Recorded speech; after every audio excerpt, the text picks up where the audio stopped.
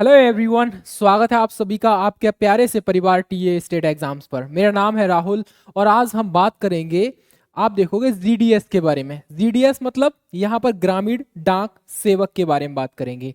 और ये vacancies specially कह सकते हैं हमारे उन सभी साथियों के लिए बहुत ज़्यादा महत्वपूर्ण है जो ग्रामीण क्षेत्र में रह रहे हैं और ग्रामीण क्षेत्र में ही रहकर अपनी जॉब करना चाहते हैं। तो उनके लिए ये कह सकते हैं एक गोल्डन चांस रहेगा। और यहाँ पर मात्र एलिजिबिलिटी में आप देखोगे एजुकेशन क्वालिफिकेशन में आपसे 10th मांगा है। तो वो सभी साथियों के लिए ये सेशन बहुत ज़्यादा महत्वपूर्ण होने वाला है। तो अगर आप टीए स्टेट एग्जाम्स पर पहली बार आए हो तो चैनल को जरूर सब्सक्राइब कर लेना इसी तरह की और भी अपडेट्स पाने के लिए। चलिए स्टार्ट करते हैं। हम बात करेंगे ग्रामीण डाक सेवक यानी कि जीडीएस के बारे में। और यहाँ पर आप देखोगे 21,413 वैकेंसीज रहेंगी। अच्छी खासी वैकेंसीज है और सबसे ज्यादा इंपॉर्टेंट चीज ये है कि आपको कोई एग्जाम नहीं देना है। जी हाँ, आपको कोई भी पेपर एग्जाम नहीं देना है।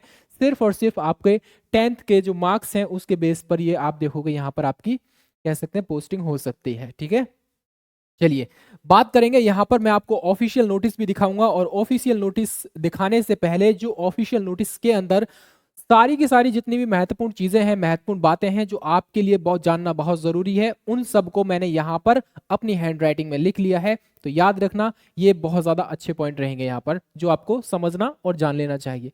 सबसे पहला पॉइंट रहेगा इंडिया पोस्ट रिक्रूटमेंट 2025 के लिए यहाँ पर टोटल वैकेंसी रहेंगी 21,413 के समथिंग। ठीक है, तो यहाँ पर आपकी जो पोस्ट का नाम है वो आप देख लीजिए।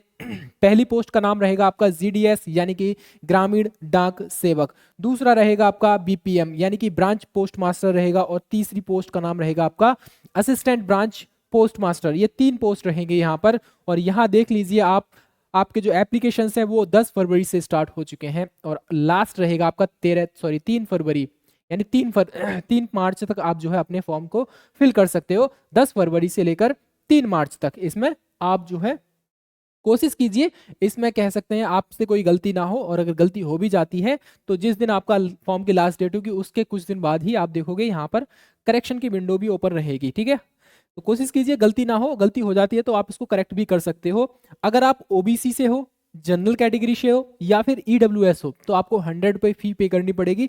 और बाकी के जो SC ST कैंडिडेट्स हैं उनके लिए कोई फी पे करने की आवश्यकता है ही नहीं। ठीक है, अब यहां पर क्या मांगा है उन्होंने, एजुकेशन क्वालिफिकेशन में just and just only and only आपका 10th क्वालिफिकेशन मांगा है।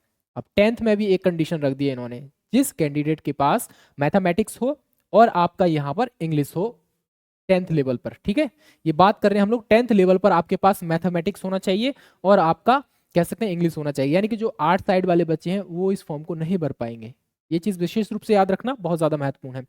अगला और महत्वपूर्ण पॉइंट रहेगा यहाँ पर मेरिट बेस पर रहेगी। यहाँ पर आपका कोई एग्जाम नहीं होना है, कोई एग्जाम नहीं होगा। यहाँ पर आपका केवल और केवल मेरिट लगेगी और मेरिट लगेगी आपकी 10th के हिसाब से। 10th में जो आपके मार्क्स हैं उसके हिसाब से लग जाएगी। अगला पॉइंट रहेगा जो कि मोटिवेशन का काम करेगा आपके लिए, सैलरी। सैलरी अगर आप घर पर रहकर अपने गांव के कह सकते हैं गांव के आसपास ही, यानी मतलब 5-7 किलोमीटर के आसपास ही अगर कोई जॉब मिल जाए और इतनी सैलरी मिल जाए तो कहीं ना कहीं ये ठीक है, ग्रामीण क्षेत्र में ठीक माना जाता है। मतलब यह है 12,000 से स्टार्टिंग होकर आपको 29,380 रुपए के बीच में आपकी सैलरी रहेगी। और यहाँ पर एक मोटा मोटा अंदाजा लगा सकते हैं हम लोग, आपकी जो सैलरी 18 से 20,000 के समथिंग, जो कि एक ग्रामीण क्षेत्र में रहकर 3 से 4 घंटे जॉब कर कर आपको इतनी सैलरी मिल रही है तो कहीं ना कहीं ये ठीक है यहाँ पर। ठीक है, इसके अलावा एक कंडीशन ये रहेगी, एक एक इंपॉर्टेंट कह सकते हैं मोटिवेशन का काम ये करेगी कि अगर आप किसी अन्य परीक्षा की तैयारी कर रहे हो और यहाँ पर आप सेलेक्ट हो जाते हो तो आराम से 4 से 5 घंटे काम कीजिए दिन में, बाकी अपना खेती बाड़ी का काम कर सकते हो या अपनी आगे की पढ़ाई को जारी रख सकते हो। यहाँ पे आप जो कह सकते हैं आर्थिक रूप से इंडिपेंडेंट हो जाओगे अपने ऊपर। ठीक है, आपको किसी के सामने कह सकते हैं पैसे मांगने की जरूरत नहीं पड़ेगी। तो यहाँ पर ये अच्छी खासी पोस्ट रहेगी। उसके बाद आप देखोगे असिस्टेंट ब्रांच पोस्ट मास्टर और डाक सेवक की जो सैलरी रहेगी 10,000 से लेकर 24,470 रुपए तक रहेगी।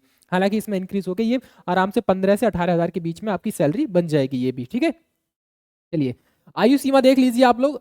आयु सीमा अच्छी खासी ठीक ठाक है, 18 से 40 वर्ष है। और ओबीसी कैंडिडेट्स के लिए 3 वर्ष की छूट रहेगी। SC ST कैंडिडेट के लिए 5 साल की छूट यहाँ पर दे रखी है इन्होंने। ठीक है, चलिए और यहाँ पर आप एक चीज और याद रखेंगे कि यहाँ पर आपको कंप्यूटर की थोड़ी नॉलेज होनी चाहिए। भाई कंप्यूटर की नॉलेज होगी तभी तो आप जो है थोड़ा सा कंप्यूटर का वर्क कर पाओगे। उसके बाद आप देखोगे नॉलेज ऑफ साइकिलिंग, साइकिल चलाना आना चाहिए। अभी भी मतलब बहुत सारे ऐसे कैंडिडेट्स होंगे जिनको साइकिल चलानी नहीं आती है, खासकर ग्रामीण क्षेत्र के जो कैंडिडेट्स हैं उनको तो साइकिल चलानी आती है, तो यहाँ पर साइकिल की नॉलेज भी होनी चाहिए। बाकी ये आपका ऑफिशियल नोटिस है, यहाँ पर आप देख सकते हो आपके 10 फरवरी से स्टार्ट हो चुके हैं, आपके एप्लीकेशन स्टार्ट हो चुके हैं और 3 मार्च तक आपके एप्लीकेशन रहेंगे, ठीक है। अगर एप्लीकेशन में कोई मिस्टेक हो जाती है तो 6 तारीख, 7 तारीख और 8 तारीख यानी कि मार्च 6, 7 और 8 आप अपना करेक्शन कर सकते हो एप्लीकेशन में, ठीक है।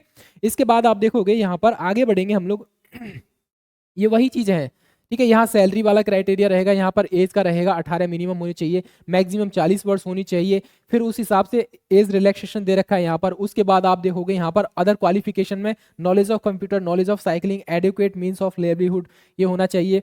उसके बाद आप देखोगे यहाँ पर ये आपका रहेगा एजुकेशन क्वालिफिकेशन में इन्होंने मांगा 10th मांगा है, बट 10th में भी आपका मैथमेटिक्स होना चाहिए, इसी के साथ साथ इंग्लिश भी आपके पास होना कंपलसरी है, ठीक है, मैथ्स 10th लेवल पर, ठीक है। उसके बाद आपका जो ग्रेडिंग सिस्टम रहेगा उसके आधार पर आपकी कट ऑफ लगेगी यहाँ पर, यानी कि ए ग्रेड है तो कितना मार्क्स रहेगा, बी ग्रेड A2 है तो B2 है कितना है, और B1 है कितना है, C1 C2 कितना है, तो उसी हिसाब से आपकी ग्रेडिंग मार्क्स लग जाएंगे यहाँ पर, ठीक है।